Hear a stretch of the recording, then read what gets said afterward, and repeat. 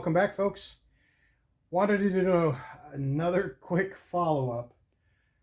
So I've gotten all my machines a little bit modified. I was trying to get them fixed up, and I've gotten these guys some spacers redone. I cut smaller spacers in hopes that there would be a little bit less of a gap between the back plate and the gears, because there still seems to be a little bit too much play. That center bolt was a great idea, and it worked for the most part, but that little bit of shift in the wood would shift that, and that would actually, that bolt would stop it from working. So I had to open these guys all up, take that center bolt out, and I had to try to shift the gears. These originally, I had my holes drilled just a 1/16 of an inch out. That's why I have all these different holes, as they were different sizes, just a little bit further out.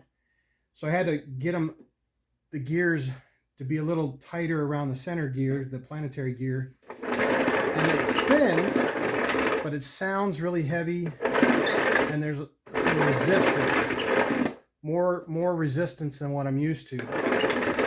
For adults, I don't think it's going to be that much of a problem. For my demo one, I don't think it'll be too much of a problem. But I've got a lot of younger kids that do their jump ropes, or even teenagers that have a hard time with some of the resistance on these. So I wanted to make one smoother. And the planetary gear, the main purpose of the planetary gear is to allow these inner gears to be closer together. There's a lot of these wooden machines that have like a big gear wheel and then 3 smaller gears on, but they're outside and they're quite a distance. There's like a T with some lumber, some 1x4s or 2x4s, 2x6s, and so they're really quite far away. So with these hooks being closer together, you can get the rope a little bit longer, and it doesn't put so much pressure and stress on the gears. So that was the idea of the planetary gears, to be able to keep the hooks closer together, but also to be able to keep it enclosed. I don't know about you guys, but I have this dad fear. As soon as I became a dad, my kids were clumsy and they got hurt all the time. And I'm afraid of everything. I'm afraid of anything that can get hurt. And so one of my fears with these things is I don't want a finger or clothing or hair to get in there. That's all. All we need is to, have somebody get a finger stuck in there while it's going and get a finger pinched off or something. We don't want those memories in there. So these guys here have still the outer planetary gear. I have been, there they go.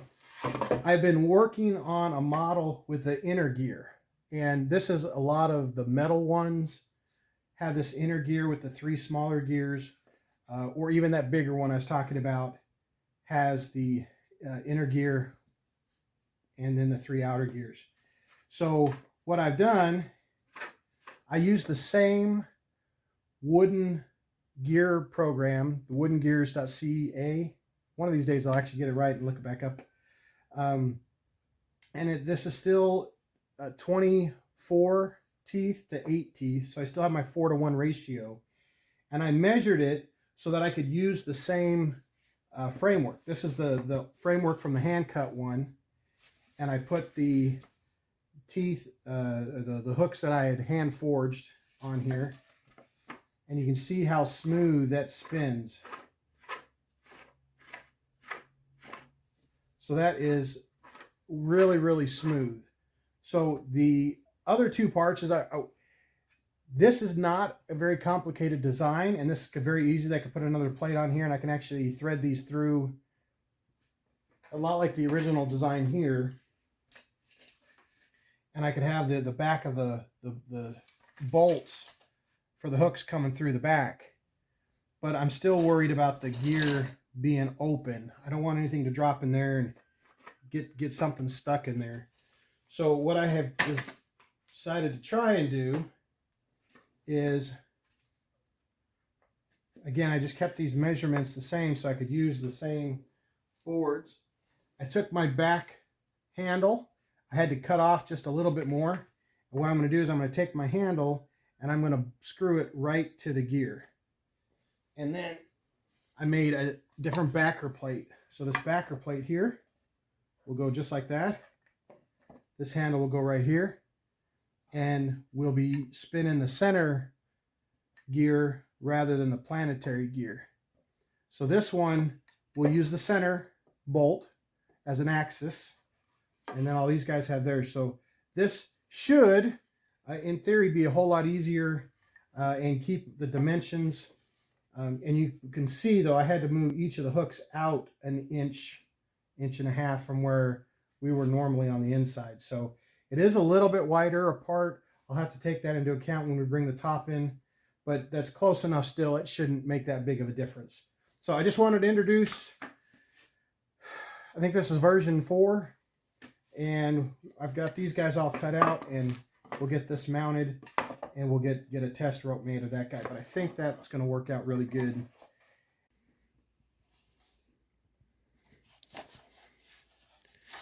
All right, folks, I wanted to give you a show here of it put together. So here's this outer plate, and the center one here is a gear, and I made the handle shorter, and it's attached straight to the center gear. I use the same handle, and I'm using the same, this is my hand cut base, so you can see it's not extremely pretty, but I had to go out about an inch from our original holes, and I cut the center axis a little bit shorter. But I did want to show you, if I can hold this here with my feet while I'm doing this here, how smooth. Look at this.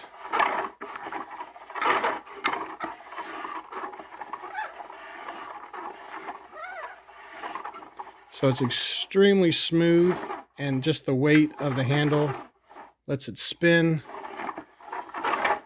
I'm extremely excited about it. The one thing that's different that has thrown me off with physics is with the planetary gear, if it goes to the right, then the small hooks go to the right. This one is reversed. So when I go to the right, the hooks go to the left.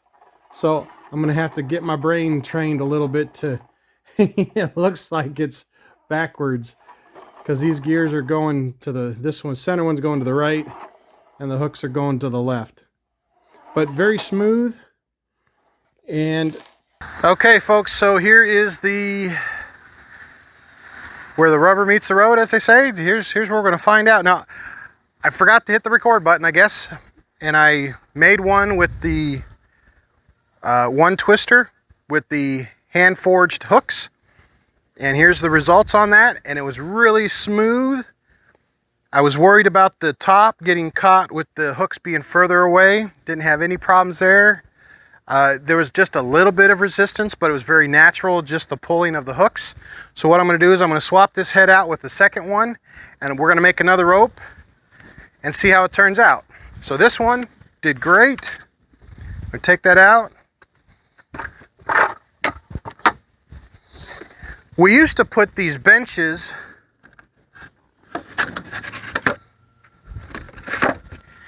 this direction so people could kneel on them or sit on them, but what I have found is the bench gets in the way. If you're sitting on the bench, you have this kind of twisting motion, but if you're standing, it's a whole lot easier to turn. So I'm using the bench to anchor it. I've got some big spikes, and I rope it into the ground, and I anchor the bench when we're doing our mobile. So let's get this guy loaded.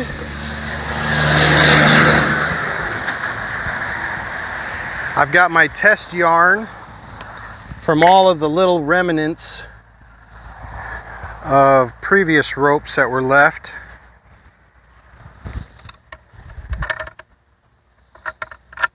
Okay, and this tends to work out pretty neat because the colors change. This one has blue and green. As one color wears out, rather than me having to find another one, just put them all together. So just keep on going and wear it all out, and anything left, we just add it to the next remnant bundle.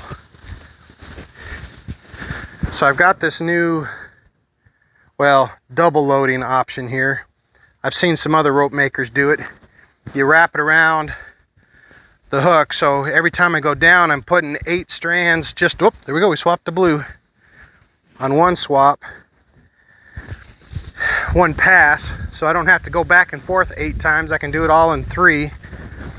So I put that on there, and then I go around it again. But you got to be careful not to go on top of your string, or it gives too much resistance, it'll burn your fingers. So you got to be careful. Benjamin was having a rough time getting that going. Okay, so there we go, 3 passes. We got all the yarn loaded up.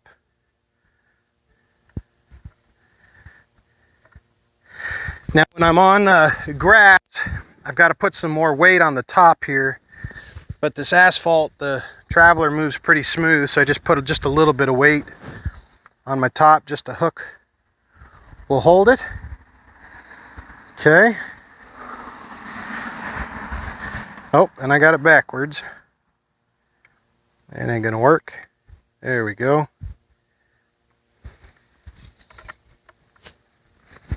All right, so the top is there. Gonna keep those separate as long as I got them the right one. So here we go. So I feel just the slightest amount of tension just because the yarns are pulling the hooks, but this is still smooth as can be. No resistance whatsoever. I don't even feel the gears. It's just spinning in a nice smooth circle. Before with the other ones, you could tell with the bench because it would wiggle real hard as I'm spinning. So this is, you can tell there's no resistance whatsoever in the spinner. The encapsulation still works really good. This is one thing I was worried about, and I think this is a really good design for it with that centerpiece. You can put your hand up here, the handle's away enough, and your hand's not going to get caught in a hook. You know, nothing's going to fall in and hit the gears, so I really like this layout, this design. Smooth as can be. I can go backwards and undo it if I need to. Yeah, this is so much smoother than the planetary gears, folks. Got that center bolt in there. It still takes about 125 spins. I still kept the 4-to-1 ratio. It's about a 7 1/4 inch diameter and then a 2 1/4 inch diameter. There's 32 teeth on the big gear, and there's 8 teeth on the small gear, so it's still doing a 4-to-1. I thought about trying to go 5-to-1, but I didn't want to be too greedy.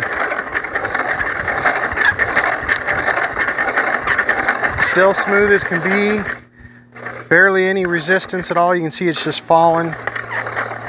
So the kids are the ones that I really worry about. The adults can kind of muscle through, but they were getting so rough and having to do repairs every time.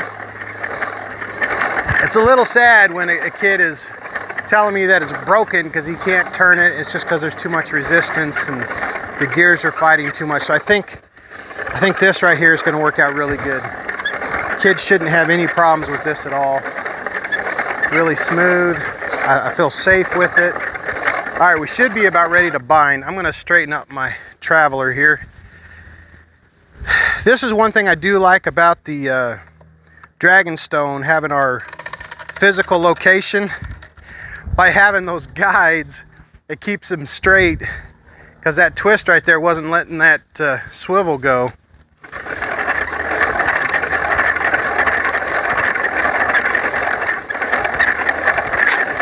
So yeah, this is smooth here, folks. I really like this layout. I'll get the designs and get those online as well.